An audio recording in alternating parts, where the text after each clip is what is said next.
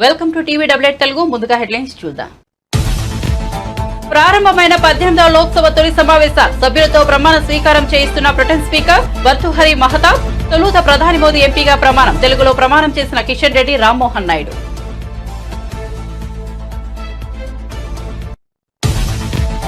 AP deputy CM Pawan Kalyan కలిసిన Tollywood నిర్మాతలు. పవన్ కు చిత్ర పరిశ్రమ ఇబ్బందులు వివరించిన నిర్మాతలు. సమావేశంలో పాల్గొన్న ఏపీ సినిమాటోగ్రఫర్ శాఖ మంత్రి కందుల దుర్గేష్.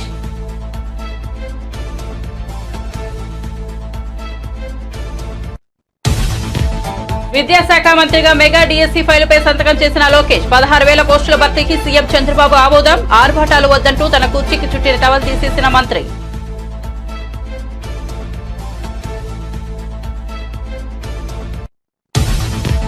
తెలంగాణ వ్యాప్తంగా జూనియర్ డాక్టర్ల నిరవధిక సమ్మె. వరంగల్ ఎంజీఎం ప్రభుత్వ ఆసుపత్రిలో జూనియర్ డాక్టర్లు తమ 8 ప్రధానమైన డిమాండ్లను వెంటనే అమలు చేయాలని ధర్నా.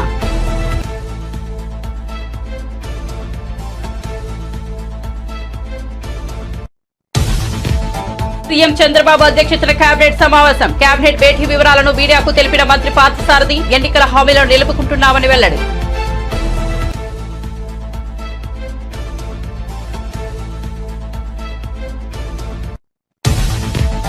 శ్రీశైలం మల్లికార్జున స్వామివారిని దర్శించుకున్న బట్టి విక్రమార్క. ఇరు రాష్ట్రాల ప్రజలు సుభిక్షంగా ఉండాలని దేవుణ్ణి కోరుకున్నట్లు వెల్లడి. తెలంగాణలో విద్యుత్ ఉత్పత్తికి కొరత లేకుండా చర్యలు తీసుకుంటున్నట్లు వెల్లడి.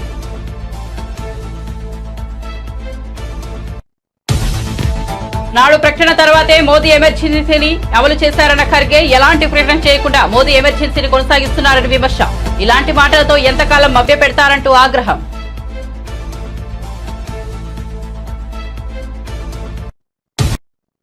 ఇక వార్త వివరాల్లోకి వెళ్తే టాలీవుడ్ నిర్మాతల బృందం AP deputy CM Pawan Kalyan కలిసింది. Allu Aravind, Dil Raju, AM Ratnam, Ashwini Dutt, Yelamanchili Ravishankar, Naveen Yerneni, S Radhakrishna, Bhogavalli Prasad, DVV Danayya, Suresh Babu, Supriya, Bunny Vas, NV Prasad, Nagavamshi, TG Vishwaprasad, Vamshikrishna ఈ మధ్యాహ్నం విజయవాడలోని deputy CM Pawan Kalyan camp కార్యాలయానికి వచ్చారు. అప్పటికి కేబినెట్ సమావేశం ముగించుకుని వచ్చిన పవన్ కళ్యాణ్ సినీ నిర్మాతలతో భేటీ అయ్యారు. మర్యాదపూర్వకంగా జరిగిన సమావేశంలో ఏపీ సినిమాటోగ్రఫర్ శాఖ మంత్రి కందుల దుర్గేష్ కూడా పాల్గొన్నారు. పిఠాపురంలో గెలిచి ఏపీ డిప్యూటీ సీఎం అయిన సందర్భంగా పవన్ కళ్యాణ్ నిర్మాతలు అభినందించారు. మంత్రిగారు విజయవంతం కావాలని శుభాకాంక్షలు తెలిపారు.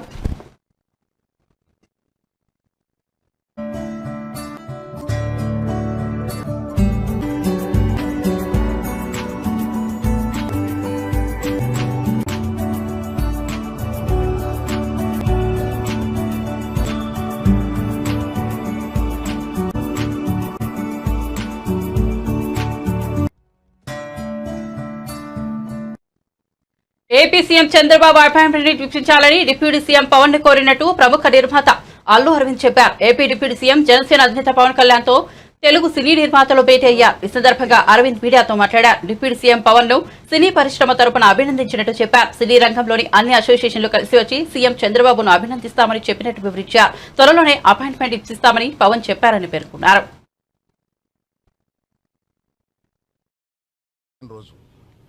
ఈరోజు మా అందరికీ చాలా సంతోషకరమైన రోజు. ఇవాళ పవన్ కళ్యాణ్ గారిని కలవడానికి వచ్చాము. ఇది ఒక గుడ్ విల్ విజిట్. ఈ విజిట్లో ఏంటంటే మేము కులాసాగా మాట్లాడుకోవడం కాకుండా మేము ప్రత్యేకంగా వచ్చింది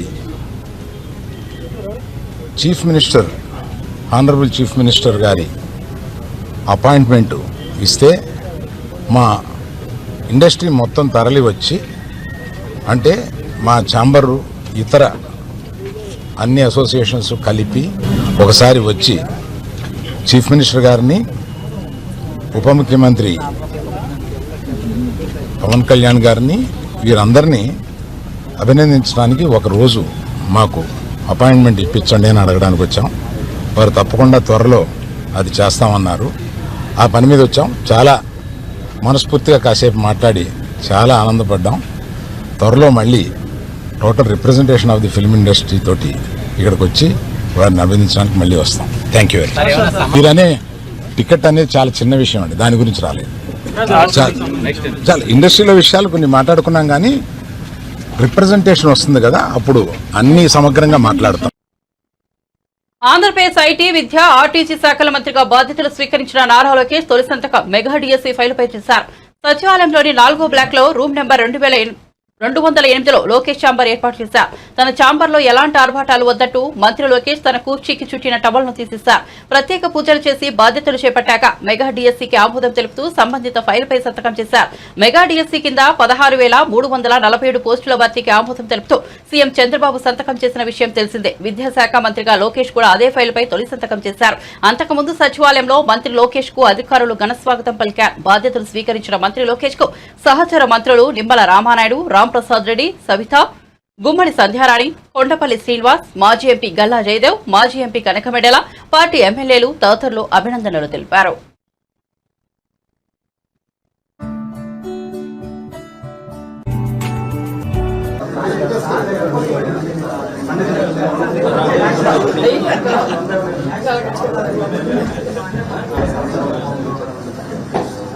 ఎందుకు వేస్తారు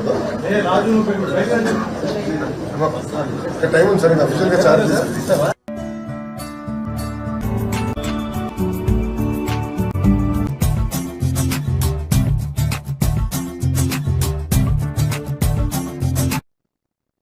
పద్దెనిమిదవ లోక్సభ తొలి సమావేశాలు కొనసాగుతున్నాయి. సభ్యులతో ప్రొటెం స్పీకర్ భర్తృహరి మహతా ప్రమాణ స్వీకారం చేస్తున్నారు. తొలుత ప్రధాని మోదీ వారణాసి ఎంపీగా ప్రమాణం చేశారు. అనంతరం కేంద్ర మంత్రులు, ఇతర సభ్యులు ప్రమాణం చేస్తున్నారు. ఈ క్రమంలో కేంద్ర మంత్రులు కిషన్ రెడ్డి, రామ్మోహన్ నాయుడు తెలుగులో ప్రమాణ స్వీకారం చేశారు. తొలి రోజు 280 మంది ఎంపీలు ప్రమాణం చేయనున్నారు. మిగిలిన వారు మంగళవారం ప్రమాణ స్వీకారం చేస్తారు. అనంతరం స్పీకర్ ఎన్నికకు నామినేషన్ కార్యక్రమం మొదలవుతోంది. ఈ నెల 26న స్పీకర్ ఎన్నిక పూర్తవుతుంది. 27న రాజ్యసభ సమావేశాలు కూడా ప్రారంభమవుతాయి. అదే రోజు ఉభయ సభలను ఉద్దేశించి రాష్ట్రపతి ద్రౌపది ముర్ము ప్రసంగించనున్నారు.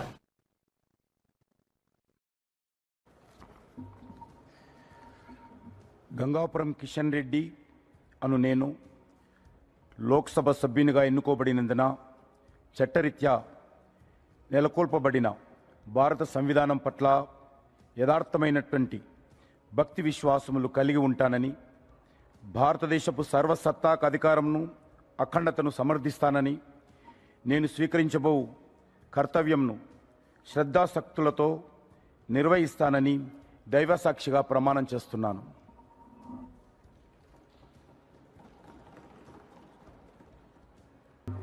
కింజరాపు రామ్మోహన్ నాయుడు అనే నేను లోక్సభ సభ్యుడిగా ఎన్నికైనందున శాసనం ద్వారా నిర్మితమైన భారత రాజ్యాంగం పట్ల నిజమైన విశ్వాసం, విధేయత చూపుతానని, భారతదేశ సార్వభౌమత్వాన్ని, సమగ్రతను కాపాడుతానని, నా బాధ్యతలను శ్రద్ధాశక్తులతో మరియు అంతఃకరణ శుద్ధితో నిర్వహిస్తానని దైవ సాక్షిగా ప్రమాణం చేస్తున్నాను.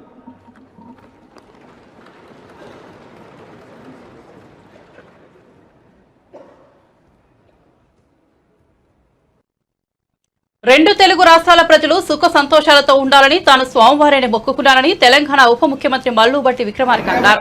సోమవారం ఆయన కుటుంబ సభ్యులు మంత్రి జూపల్లి కృష్ణారావు, ఎమ్మెల్యేలు వంశీకృష్ణ, రాజేష్, మెఘారెడ్డి, కసిరెడ్డి నారాయణ రెడ్డి, ఎన్ఎం శ్రీనివాస్ రెడ్డిలతో కలిసి శ్రీశైల మల్లికార్జున స్వామివారిని దర్శించుకున్నారు. అనంతరం మీడియాతో మాట్లాడుతూ ఇరు రాష్ట్రాల ప్రజలు సుభిక్షంగా ఉండాలని కోరుకుంటున్నట్లు చెప్పారు. రుతుపవనాలు బలంగా వీచాలని, పంటలు బాగా పండాలని, వర్షాలు పడాలని కోరుకున్నట్లు చెప్పారు. తెలుగు వారందరి జీవితాల్లో వెలుగులు నిండాలని తెలంగాణ ప్రభుత్వం తరపున దేవుడిని కోరుకున్నానన్నారు. ప్రపంచంలో తెలుగువారు ఎక్కడ ఉన్నా వారి జీవితాల్లో వెలుగులు నింపాలని, మంచి పేరు తీసుకురావాలని, మల్లికార్జున బ్రహ్మరాంబిక అమ్మవారి ఆశీస్సులు మెండుగా ఉండాలని కోరుకున్నానన్నారు. శ్రీశైల మల్లికార్జున స్వామి వారి దర్శనం చేసుకొని వారితో పాటు అమ్మవారి దర్శనం కూడా చేసుకొని వారి ఆశీస్సులు కావాలని మెండుగా ప్రార్థించడం జరిగింది. నాతో పాటు గౌరవ మంత్రివర్యులు జూపల్లి కృష్ణారావు గారు, అట్లాగే శాసనసభ్యులు డాక్టర్ వంశీకృష్ణ గారు, అట్లాగే శాసనసభ్యులు డాక్టర్ రాజేష్ గారు, అట్లాగే శాసనసభ్యులు మెగారెడ్డి గారు, అట్లాగే శాసనసభ్యులు కసిరెడ్డి నారాయణ రెడ్డి గారు, అట్లాగే ఎన్ఎం శ్రీనివాస్ రెడ్డి గారు, ఇంకా ఇతర పెద్దలందరితో కలిసి స్వామివారి ఆశీస్సులు తీసుకొని ఇరు రాష్ట్ర ప్రజలందరూ కూడా సుభిక్షంగా ఉండాలని, ఋతుపవనాలు బాగా రావాలని, పంటలు బాగా పండాలని ఎటువంటి కరువు కాటకాలు లేకుండా అందరి జీవితాల్లో వెలుగు నిండాలని చెప్పి వారిని తెలంగాణ రాష్ట్ర ప్రభుత్వం తరఫున వేడుకోవటం జరిగింది. తప్పనిసరిగా రెండు రాష్ట్రాలు కూడా తెలుగు వాళ్ళు ప్రపంచంలో ఎక్కడున్నా కానీ మంచి పేరు తీసుకొచ్చి మంచి ఉన్నత స్థానాలకు ఎదిగి ఈ ప్రాంత ప్రజల అభివృద్ధి కోసం అందరూ పనిచేసేటట్టుగా బాగా ముందుకు వెళ్ళడం కోసం కావాల్సిన ఆశీస్సులు రెండుగా ఇవ్వవలసిందిగా వారిని కోరటం.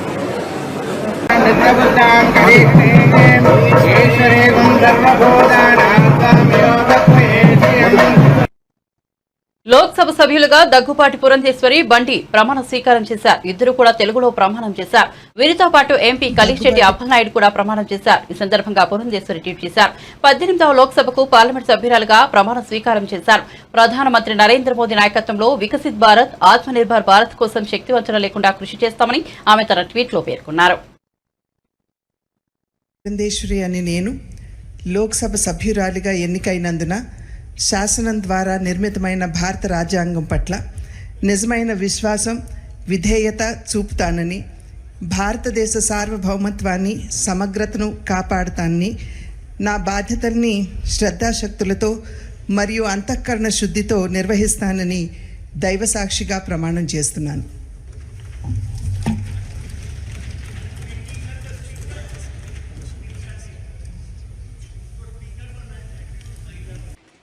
श्री बंडी संजय कुमार।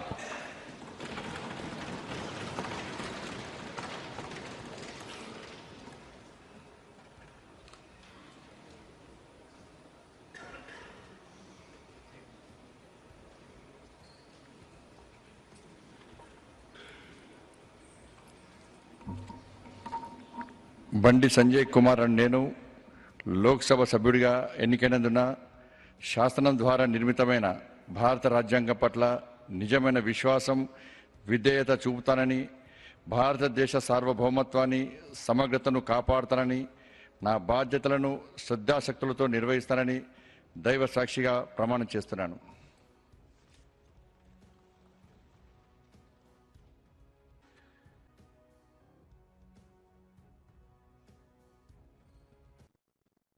ఎంజీఎంలోని గాంధీ విగ్రహం వద్ద గ్రీన్ ఛానల్లో భాగంగా జూనియర్ డాక్టర్లకు అందించే ప్రతి నెల వేతనం, ఏ నెల వేతనం ఆ నెల అందే విధంగా ప్రభుత్వం వెంటనే అమలు చేయాలని అన్నారు. ప్రధానమైన 8 డిమాండ్లను రోడ్లు, విశ్వవిద్యాలయంలో పాటు మౌలిక సదుపాయాలు ప్రభుత్వం వెంటనే స్పందించకపోతే అత్యవసర సేవలు కూడా నిలిపివేస్తామని డిమాండ్ చేశారు.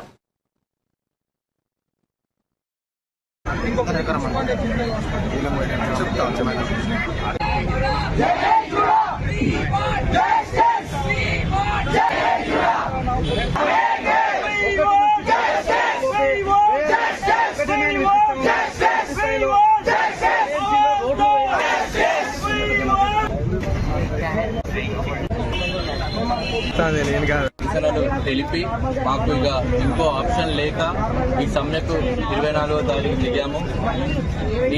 ఈ రోజు మన finance minister and health minister ఒకటి రిలీజ్ చేశారు. బడ్జెట్ హెల్త్ డిపార్ట్మెంట్ ఇచ్చామంటూ, అందులో అది జిమ్మిక్ మాత్రమే. అసలు మాకు కావాల్సింది ప్రాపర్ జీవో. అంటే ఇప్పుడు ప్రతి నెల మేము స్టైఫండ్ వచ్చేటప్పుడు మా కాలేజ్లో మేమే ఫాలో అప్ చేసుకోవాలి, డిఎంఈ ఆఫీస్లో మేమే ఫాలో అప్ చేసుకోవాలి, ఆఖరికి ఫైనాన్స్ డిపార్ట్మెంట్ సెక్రటరియట్కి వెళ్ళి కూడా మేమే క్లియర్ చేయించుకోవాలి. ఇది ఇలా అయితేనే మాకు 2 కానీ 3 నెలలకు స్టైఫండ్ వస్తుంది. సేమ్ ప్రాసెస్ బడ్జెట్ తీసుకొచ్చి యాడ్ చేశారు, కానీ ప్రాసెస్ మాత్రం మారలేదు. ఆ బడ్జెట్ ఉన్నా కూడా మళ్ళీ సేమ్ ప్రాసెస్ మళ్ళీ 2-3 నెలలు అయితే గవర్నమెంట్ అప్రూవల్ కోసం మళ్ళీ మేము వెళ్లాల్సిందే. ఇది కరెక్ట్ అయింది కాదు. నెక్స్ట్ బడ్జెట్ అంటూ అన్ని కాలేజీలకు సంబంధించి రిలీజ్ చేశారు, పారామెడికల్, నర్సింగ్ అండ్ మెడికల్ అని. మాకు మెయిన్ కావాల్సింది మా ఉస్మానియా బిల్డింగ్. ఆ బిల్డింగ్లో ఎప్పుడు కూలిపోతుందో తెలియదు. ఇది మెయిన్గా ప్రజల కోసమే. అక్కడ ఉండే ఇన్ఫెక్షన్ రేటు మన ఉండే అన్ని హాస్పిటల్ కన్నా ఎక్కువ ఉంది. ఇప్పుడు ఒకసారి వర్షాలు స్టార్ట్ అయితే అక్కడ ఇన్ఫెక్షన్ రేటు మనం తట్టుకోలేము. పనిచేస్తున్న డాక్టర్లకు కూడా ఇన్ఫెక్షన్స్ వస్తుంది. నెక్స్ట్ మన కేఎంసీ రోడ్స్కి వెళ్తే ఆల్రెడీ 2 days బ్యాక్ కూడా యాక్సిడెంట్ జరిగింది. దీనికి సరైన జీవో ఆర్ఎండ్బి నుంచి కానీ ఎక్కడి నుంచి ఫండ్స్ రిలీజ్ అవుతున్నాయి, అవి రోడ్ ఎప్పటి నుంచి స్టార్ట్ చేస్తారో అవి వచ్చే వరకు మా సమ్మె మేము విరమించాం. ఇలానే మేము మొత్తం ఈ రోజు వరకు ఓపీసీ బైకౌట్ చేస్తాం. మేము మళ్ళీ ఛాన్స్ ఇస్తున్నాం గవర్నమెంట్కి. మమ్మల్ని తొందరగా మా సమస్యలు పరిష్కరించి మమ్మల్ని డ్యూటీస్ చేసుకొని ఇవ్వాలి. లేకపోతే నెక్స్ట్ ఎమర్జెన్సీస్ కూడా అవ్వాల్సిన సిచ్యువేషన్ అయితే మాకు తీసుకురావద్దని గవర్నమెంట్ని కోరుకుంటున్నాం. ఈ మా ఏదైతే 8 డిమాండ్లు ఉన్నాయో అందులో 8లో 2 డిమాండ్లు మాత్రమే మా జీతాల గురించి ఉన్నాయి. మిగతా 6 డిమాండ్లు అన్ని పబ్లిక్ గురించి. ఇప్పుడు కొత్తగా స్టార్ట్ చేసిన మెడికల్ కాలేజ్లో మినిమం ఇన్ఫ్రాస్ట్రక్చర్ లేదు. అందులో చదివిన వైద్య విద్యార్థి ఎలా మంచి వైద్యుడు అవుతాడు? మినిమం రియేజెంట్స్ లేవు ప్రాక్టికల్ చేద్దామని. ఆ ప్రాక్టికల్ చేయకుండా బయటకు వచ్చిన వైద్య విద్యార్థి మంచి డాక్టర్ ఎలా అవుతారు? అది సొసైటీకి హార్మ్ఫుల్. మేము prevention is better than cure అంటున్నాం. ఫస్ట్ అవి ప్రివెంట్ చేయండి. ఇప్పుడు వాళ్ళు 2-3 బ్యాచ్ల తర్వాత చేసినా ఏం ఉపయోగం ఉండదు. ముందు స్టార్టింగ్ నుంచే ప్రివెన్షన్ లో చేయండి. నీట్ పేపర్ లీక్ పై సుప్రీంకోర్టు జడ్జితో విచారణ జరిపించాలని బీఆర్ఎస్ నేత బోయిన్పల్లి వినోద్ కుమార్ మోదీ ప్రభుత్వాన్ని డిమాండ్ చేశారు. సోమవారం హైదరాబాద్ లో ఆయన మాట్లాడుతూ ఎన్డీఏ పాలిత రాష్ట్రాల్లోని నీట్ పేపర్ లీక్ అయిందని విమర్శించారు. ఈ పేపర్ లీక్ వ్యవహారంలో కోట్లాది రూపాయల చేతులు మారినా ఈడీ దర్యాప్తునకు ఎందుకు ఆదేశించలేదని ఆయన మోదీ ప్రభుత్వాన్ని ప్రశ్నించారు. నీట్ పేపర్ లీక్ కారణంగా పీజీ ఎంట్రన్స్ పరీక్షను కేంద్రం రద్దు చేసిందని, అందువల్ల విద్యార్థులు తీవ్ర ఇబ్బంది పడ్డారని ఆయన ఆవేదన వ్యక్తం చేశారు. పరీక్ష నిర్వహించలేకపోయింది. Utterly failed. Modi government utterly failed. ఈ నేషనల్ టెస్టింగ్ ఏజెన్సీ చైర్మన్ కూడా నిన్న ఉద్వాసనకు పలికింది కేంద్ర ప్రభుత్వం. ఈ national eligibility and entrance test NEET దీన్ని వెంటనే మనం విత్డ్రా కావాలని చెప్పి సుప్రీంకోర్టులో పిటిషన్ వేయాలని చెప్పి కూడా నేను మన రాష్ట్ర ప్రభుత్వాన్ని కోరుతున్నాను. మిగతా రాష్ట్రాలు కలిసి వస్తే మంచిది. దక్షిణ భారతదేశంలో ఉన్నటువంటి రాష్ట్రాలు కూడా ముందుకొచ్చి ఈ హెగమోని ఉత్తర భారతదేశంలో ఉన్నటువంటి పెత్తందారుల ఆ ఏదైతే వాళ్ళ గుప్పుట్లో ఉన్నటువంటి దీనికి మనం చేరవలసిన అవసరం లేదు. ఈ సుప్రీంకోర్టు జడ్జిమెంట్ను సుప్రీంకోర్టు దృష్టికి తీసుకొద్దాం.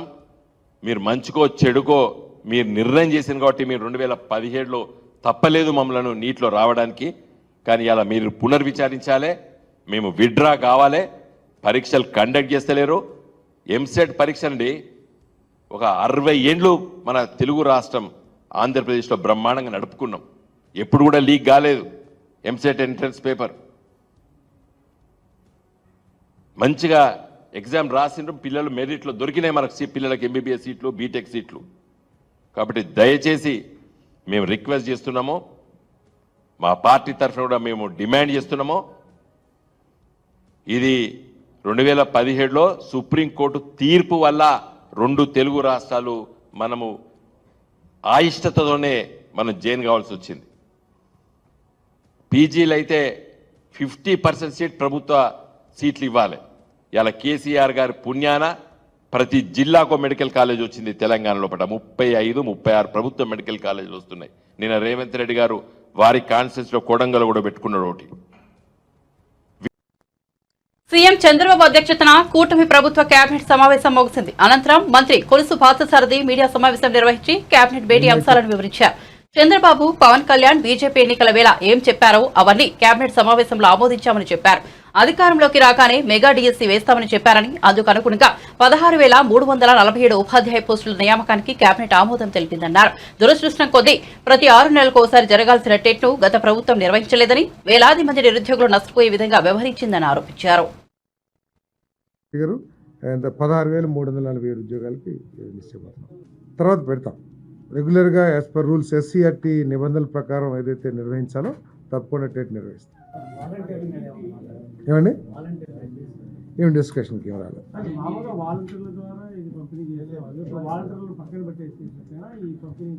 వాళ్ళు కూడా వీళ్ళతో పనిచేస్తారేమో. ఇది సచివాలయం స్టాఫ్తోనే పెన్షన్లు డిస్ట్రిబ్యూట్ చేయబోతాయి. డోర్ టు డోర్ ప్రతి ఇంటికి కూడా సచివాలయ ఉద్యోగస్తుల ద్వారా పెన్షన్ డిస్ట్రిబ్యూట్ చేస్తారు. అన్నింటినీ అంటే రాష్ట్రంలో విద్యా ప్రమాణాలను పెంచడం కోసం అవకాశం ఉన్న ప్రతి విషయాన్ని కూడా లోతుగా పరిశీలించి తగు చర్యలు తీసుకోమన్నారు. దాంట్లో భాగంగానే ఈరోజు టీచర్స్ ఉండాలి, అసలు విద్యా బోధన చేసేవాళ్ళు లేకపోతే విద్య ఎట్లా అందుతుంది అనే ఉద్దేశంతో ఖాళీలున్న ప్రతి 16,347 పోస్టులు భర్తీ చేయడమే కాకుండా ప్రతి సంవత్సరం కూడా రెగ్యులర్గా డిఎస్సి పెట్టి వచ్చిన ఖాళీలన్నీ కూడా భర్తీ చేయాలని కూడా నిర్ణయం తీసుకున్నాం. ఏం లేదు, నేను చెప్పినవి క్యాబినెట్లో డిస్కషన్. ఏదండి, వాళ్ళు చేసింది అయిపోయింది కదా, వాళ్ళు చేశారు కదా. ఇప్పుడు మౌలిక సౌకర్యాలు ఏర్పాటు చేస్తానికి కూడా ప్రాధాన్యత ఇస్తాం, దాంట్లో ఎటువంటి డౌట్ లేదు. కానీ చదువుకు ముఖ్యం, విద్యాబోధన చేసేవాళ్ళు కావాలి కదా. విద్యాబోధనను వదిలేసేసి బిల్డింగ్ కట్టాము లేకపోతే రంగులేసామంటే విద్య అభివృద్ధి చెందదు కదా. కాబట్టి ముందు విద్యా ప్రమాణాలు పెంచడం కోసం, విద్యాభివృద్ధి కోసం టీచర్స్ని, ఖాళీలు ఉన్న టీచర్స్ అన్నిటి కూడా పోస్టులు కూడా ఫిలప్ చేస్తారు. 50 ఏళ్ల క్రితం విధించిన ఎమర్జెన్సీ గురించి ప్రధాని నరేంద్ర మోదీ నిత్యం ప్రస్తావిస్తూనే ఉంటారని, కానీ 10 ఏళ్లుగా ఎలాంటి ప్రకటన చేయకుండానే ఎమర్జెన్సీని కొనసాగిస్తున్నారని ఏఐసీసీ అధ్యక్షుడు మల్లికార్జున ఖర్గే ఎద్దేవా చేశారు.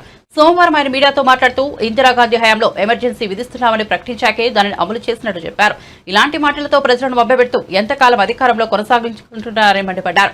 మోదీ ప్రభుత్వం ప్రజాస్వామ్య విలువలను మంటగలుపుతోందన్నారు. లోక్సభ ఎన్నికలకు ముందే దేశవ్యాప్తంగా చాలా పార్టీలు బీజేపీకి వ్యతిరేకంగా ఏకమయ్యాయని గుర్తు చేశారు. देखिए, संविधान को बचाने के लिए हमने जो कोशिश की थी उसमें सारी जनता हमारे साथ थी, लेकिन मोदी जी संविधान को तोड़ने की कोशिश किए. इसीलिए आज सभी पार्टी के नेता लोग एक होकर ये जो प्रोटेस्ट कर रहे हैं, और यहाँ पर जो गांधी स्टैचू थी और वहीं पर हम प्रोटेस्ट कर रहे हैं. नेहरू, बाबा साहब अम्बेडकर की वहाँ थी और गांधी जी की यहाँ थी. यानी हर नॉर्म्स को, डेमोक्रेटिक नॉर्म्स को तोड़ रहे हैं. इसीलिए आज हम ये दिखाना चाहते हैं, भाई मोदी जी आप संविधान के तहत चलिए. देखो 100 बार यही बात बोलेंगे और इमरजेंसी के 50 साल हो रहे बोले तो तुम इमरजेंसी से without declaring emergency you are doing it. इसीलिए हर बार वही बात बोल के आप कितने दिन ऐसा ही. తాను ఆత్మహత్య చేసుకున్నానని వచ్చిన వదంతులను నమ్మవద్దని వైజాగ్ పెందుర్తి వైఎస్ఆర్సీపీ మాజీ ఎమ్మెల్యే ఆదిప్ రాజ్ పేర్కొన్నారు. కుటుంబ కలహాల నేపథ్యంలో తాను ఆత్మహత్య చేసుకున్నట్లు వచ్చిన ఊహాగానాలపై ఆదిప్ రాజ్ స్పందించారు. అవన్నీ అవాస్తవాలని చెప్పారు. ఆదివారం సాయంత్రం నేతలతో ఆత్మీయ సమావేశం అనంతరం కుటుంబ సభ్యులతో కలిసి భోజనానికి బయటకు వెళ్లినట్లు ఆయన చెప్పారు. గ్యాస్ట్రిక్ నొప్పి రావడంతో ఆసుపత్రిలో చేరారని, ఇప్పుడు ఆరోగ్యంగా ఉన్నారని స్పష్టం చేశారు. ఈ మేరకు ఆయన ఓ వీడియో విడుదల చేశారు. నేను మీ అన్నంరెడ్డి ఆదిప్ రాజ్. అయితే ఈరోజు ఎంత స్పీడ్గా పుకార్లు వాళ్ళంతా కూడా హల్చల్ చేస్తున్నాయో మనందరం కూడా చూస్తున్నాం.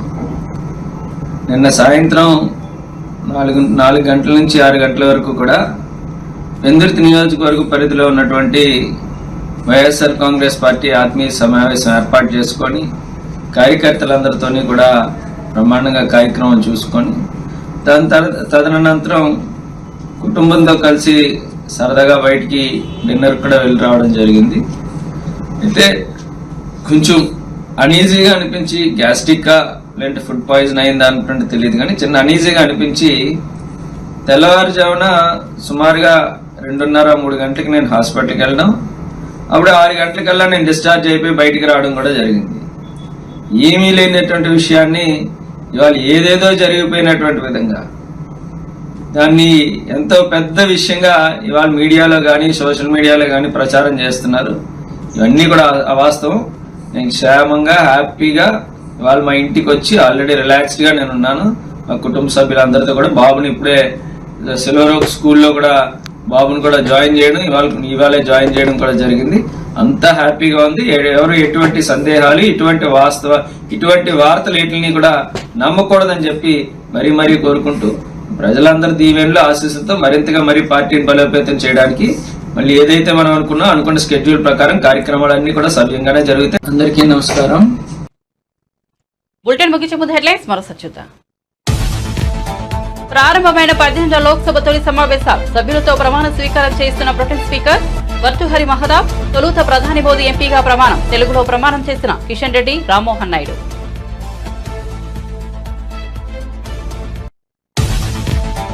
AP deputy CM Pawan Kalyan కలిసిన టాలీవుడ్ నిర్మాతలు. పవన్ కు చిత్ర పరిశ్రమ ఇబ్బందులు వివరించిన నిర్మాతలు. సమావేశంలో పాల్గొన్న ఏపీ సినిమాటోగ్రఫీ శాఖ మంత్రి కందుల దుర్గేష్.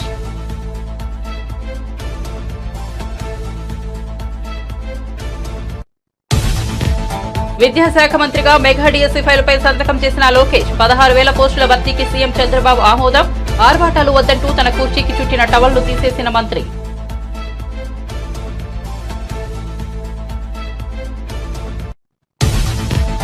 తెలంగాణ వ్యాప్తంగా జూనియర్ డాక్టర్ల నిరవధిక సమ్మె. వరంగల్ ఎంజీఎం ప్రభుత్వ ఆసుపత్రిలో జూనియర్ డాక్టర్లు తమ 8 ప్రధానమైన డిమాండ్లను వెంటనే అమలు చేయాలని ధర్నా.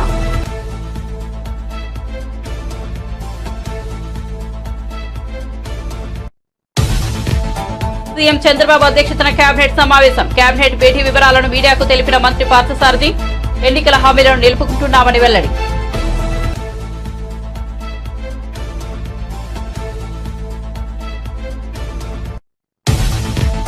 శ్రీశైలం మల్లికార్జున స్వామివారిని దర్శించుకున్న బట్టి విక్రమార్క. ఇరు రాష్ట్రాల ప్రజలు సుభిక్షంగా ఉండాలని దేవుడిని కోరుకుంటున్నట్లు వెల్లడి. తెలంగాణలో విద్యుత్ ఉత్పత్తికి కొరత లేకుండా చర్యలు తీసుకుంటున్నట్లు వెల్లడి.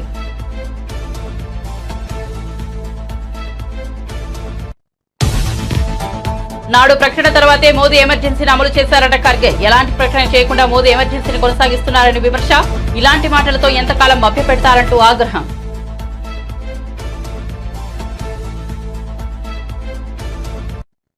మరిన్ని అప్డేట్స్ కోసం చూస్తూనే ఉండండి టీవీ డబ్ల్యూఎట్ తెలుగు.